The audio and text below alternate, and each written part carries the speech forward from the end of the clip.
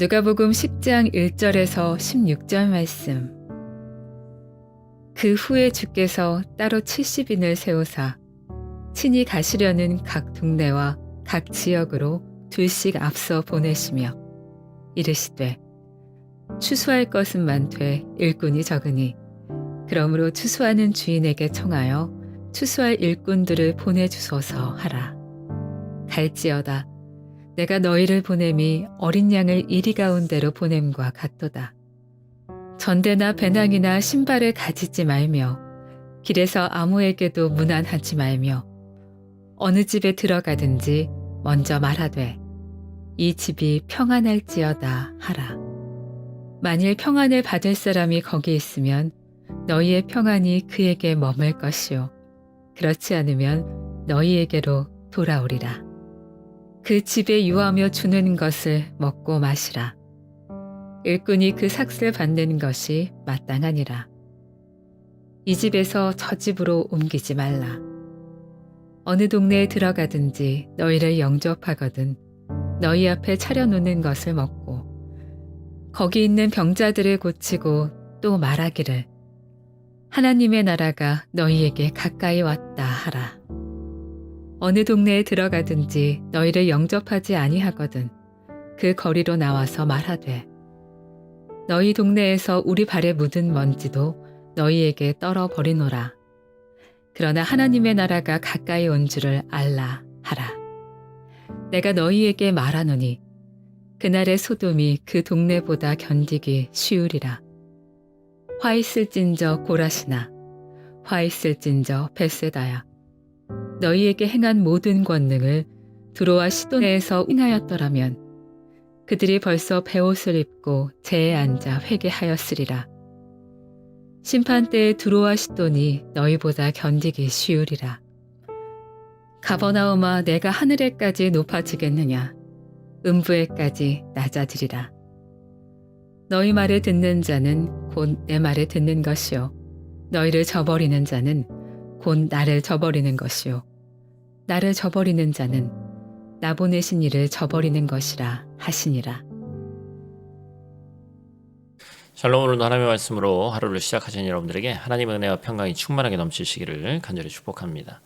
2025년 11월 11일 화요일 우리 누가복음 10장 1절에서 16절 말씀을 가지고 하나님을 의지하여 복음을 전하라 라는 제목을 함께 말씀 나누겠습니다.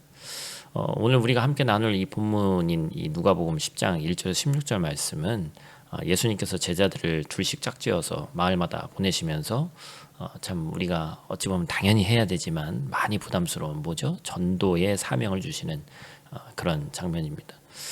근데 이 장면을 잘 보면 단순히 어떤 단기적인 어떤 전도 여행 같은 그것이 아니라 주님께서 이 파송을 통해서 하나님 나라를 확장하신 그런 사건이에요. 예수님께서 홀로 복음을 전하실 수 있겠지만 사람을 부르시고 훈련시키시고 파송하셨습니다. 이것이 바로 하나님 나라의 선교 방식이다라는 것이죠. 하나님은 언제나 사람을 통해서 일하신다고 그랬어요.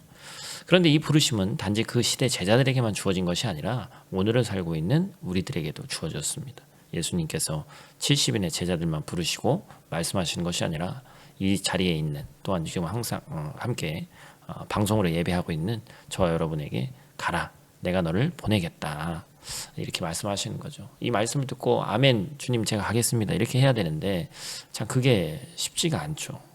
우리는 주님께서 부르실 때 거절하지 말고 담대하게 믿음의 자리로 나아가야 합니다. 나를 부르신 하나님의 은혜에 감사하고 기쁨으로 그 길을 걸어가야 되는 줄로 믿습니다. 그리고 우리는 스스로에게 이런 질문을 해봐야 돼요. 주님께서 우리를 보내실 때 우리는 어떤 마음과 자세로 나아가야 할까? 하나님께서 어떤 사람을 통해 복음을 전하고 세상을 변화시키는 것일까?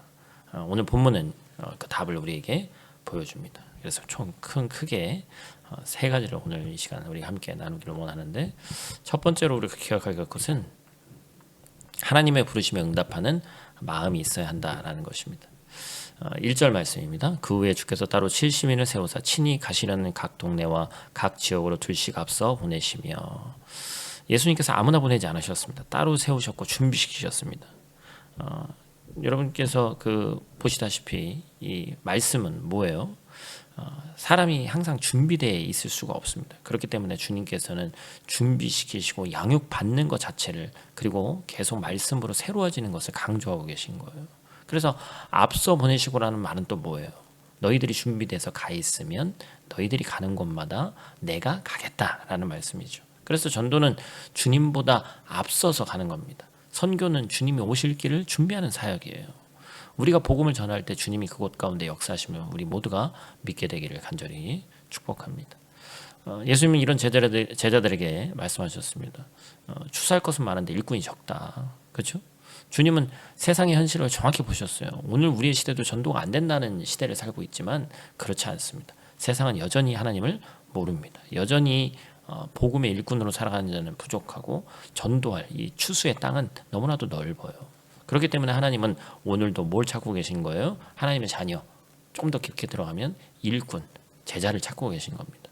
교회 안에만 머무르는 것이 아니라 세상 속으로 나아갈 복음의 일꾼, 이웃에게, 직장에게, 학교에게, 가정에 복음을 전할 보냄받은 한 사람이 바로 나라는 사실을 잊지 않는 귀하고 복된 오늘 하루 되시기를 간절히 축복합니다. 두 번째로 기억할 것은 두려움을 넘어서는 믿음이 필요하다라는 것입니다. 3절 말씀, 갈지어다 내가 너희를 보냄이 어린 양을 이리 가운데로 보냄과 같도다. 참 두려운 말이죠. 근데 여러분, 이것이 선교의 본질입니다. 전도는 쉬운 일이 아니에요. 선교는 편한 일이 아니잖아요. 그렇기 때문에 이 말씀은 동시에 보호의 약속입니다. 하나님이 우리와 함께 하신다. 특별히 많은 성도들이 전도할 때, 목사님 저는 말주변이 없습니다. 목사님 저는 전도를 한 번도 해본 적이 없습니다. 저는 아직 신앙이 약해서 전도하기 부족합니다. 혹시 거절당하면 어떡하죠? 거절감은 누구에게나 있는 두려움이에요. 그런데 뭐예요? 4절 말씀 보니까 전대나 배낭이나, 그죠? 뭐 오늘날로 따지면 뭐예요? 돈이나 좋은 신발 뭐 이런 거 가져가는 게 아니라 그게 중요한 게 아니라는 것이죠. 이걸 준비하지 말란 얘기가 아니라 우리의 안전과 결과를 우리 손에 두지 말고 전도의 주체는 하나님이시라는 겁니다. 전도의 가장 큰 방해물은 거절이 아니라 우리의 두려움이죠. 두려움은 믿음의 자리를 계속해서 뺐습니다. 주님 우리에게 가라고 말씀하시면서 내가 너희와 함께하리라고 말씀하셨죠. 전도와 선교의 여정을 주님과 함께할 때 우리는 하나님의 일하심을 경험하게 되고 놀라운 열매를 우리 인생 가운데 반드시 경험하게 될 줄로 믿습니다. 세 번째로 우리가 기억할 것은 사랑으로 끝까지 감당하는 자세가 중요합니다. 5절 말씀, 어느 집에 들어가든지 먼저 말하되 이 집이 평안할지어다 하라. 먼저 얘기하라는 거예요. 이게 복음의 핵심 전략입니다. 기다리는 것이 아니라 먼저 얘기하는 것. 그 전도 대상자가 준비될 까지 기다리면 그날이 오지 않을 수도 있습니다. 나중에 해야지라고 생각하지만 우리가 생각하는 나중이 안 올 수도 있다는 거예요. 그래서 예수님은 제자들에게 좀 구체적으로 이렇게 또 얘기하시죠. 어느 동네를 들어가든지 너희를 영접하지 않으면 그 거리로 나와서 말하되 너희 동네에서 우리 발에 묻은 먼지도 너희에게 떨어버리노라 하라. 이게 무슨 얘기예요? 냉정한 말씀 같죠. 결과를 하나님께 맡기고 그곳에서 내가 할 일을 최선을 다해서 하라는 얘기예요. 등 돌리고 어떻게 내 말을 안 믿어? 전도 되지도 않네. 저 강팍한 사람들 이 얘기 하라는 얘기가 아니라 결과를 하나님께 맡기라는 거예요. 그리고 끝까지 사랑하고 결국에 그 사랑이 사람의 마음을 움직이게 되는 것이잖아요. 그죠? 그래서 누가복음 10장 말씀이 단지 70일의 전도 여행 기록으로 느껴지고 이 시대는 이렇게 전도했구나 이러면 안 돼요. 이 선언은 2000년이 지난 오늘도 유효한 줄로 믿습니다. 여전히 세상이 복음을 필요로 하기 때문에 그렇습니다. 하나님은 지금도 추수할 것이 많되 일꾼이 적다라고 말씀하십니다. 그 일꾼이 바로 저와 여러분이죠. 이제 교회 안에 머물러 있지 말고 세상 속으로 더욱 나아가시기를 소원합니다. 복음은 먼 나라로만 가야 하는 것이 아닙니다. 여러분의 가정이 선교지예요. 여러분의 직장이, 여러분의 학교가, 여러분의 동네가 바로 선교지인 줄로 믿습니다. 그곳에서 복음을 말하고 복음을 살고 복음을 나누는 인생 되기를 원합니다. 말로 전하고 행동으로 증거하길 바라요. 눈물로 섬기고 사랑으로 품어야 합니다. 하나님은 한 사람의 순종을 통해서 그곳을 바꾸실 줄로 믿습니다. 하나님이 찾으신 그 한 사람, 그 한 사람이 저와 여러분 되기를 간절히 축원합니다. 우리 오늘 하루 나눌 실천사 한번 보죠. 거절 앞에서도 사랑을 멈추지 맙시다. 뭐예요? 복음이 한 번의 대화로 완성될 것 같으면 우리도 예수 믿었던 것을 한번 생각해 보세요. 저도 모태신앙입니다만 예수를 인격적으로 체험하기 전까지는 오랜 시간이 걸립니다. 결국에 그 사랑과 노력이 쌓일 때 마음의 문이 열리는 순간이 있는 거예요. 그렇기 때문에 거절당하는 것을 당연하게 생각해야 됩니다. 낙심하지 말고 그 영혼을 위해서 다시 기도하면서 사랑의 관계를 이어나가야 돼요. 결국엔 우리가 품어야 됩니다. 우리가 더 넓은 하나님의 가슴으로 품어야 돼요. 그리스도인이 그 마음이 적어서 편협해서는 안 됩니다. 우리가 그것을 꼭 기억하시고 오늘 하루도 승리하시기를 간절히 축복합니다. 우리 다 같이 있는 자리에서 함께 기도하고 마치도록 하겠습니다. 사랑의 아버지 하나님, 오늘도 우리를 부르시고 복음의 일꾼으로 이 아침에 세워주시는 비전을 주시니 감사를 드립니다.